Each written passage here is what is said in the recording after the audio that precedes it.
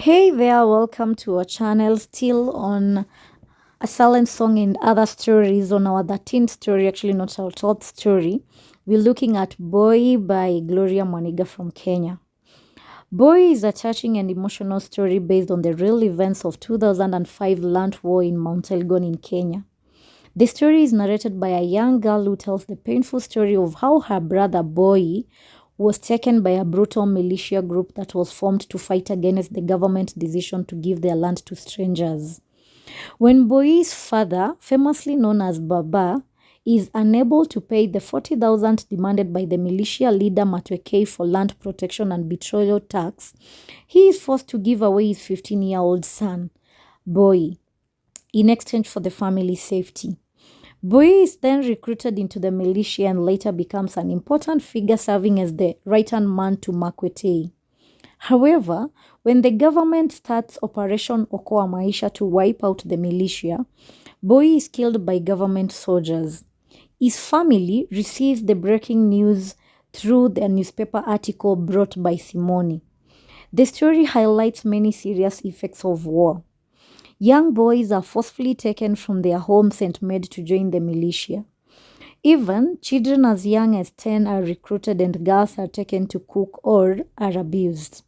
The militia becomes violent and begins killing people in horrible ways, cutting them into pieces and throwing their bodies into rivers and latrines. Villagers live in constant fear and many flee to safer places like Bungoma and even across the border to Uganda.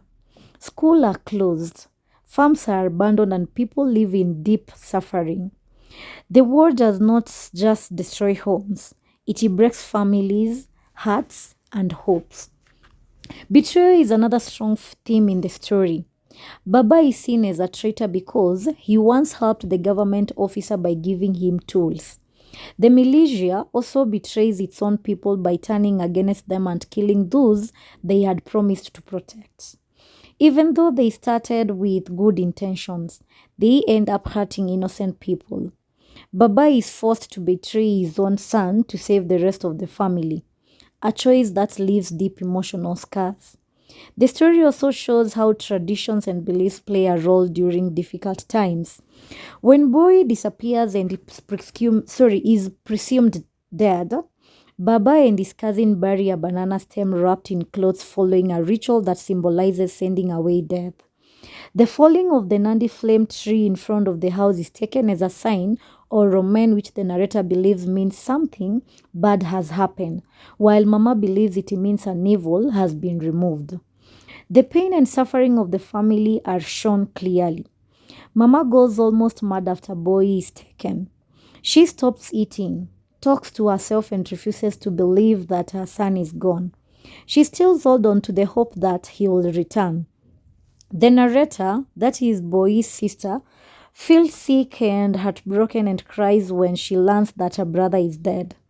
Baba, though trying to stay strong, breaks down and cries silently, showing that even the strongest people are deeply affected by war.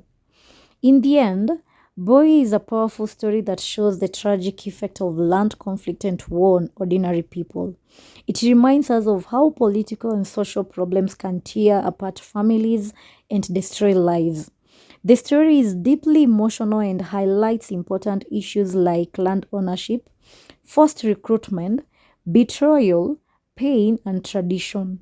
Through the eyes of a young girl, we see how war changes people and leaves permanent wounds. Thank you so much, and we look forward meeting you in our last story and a silent song and other stories, namely Checkmate. Thank you.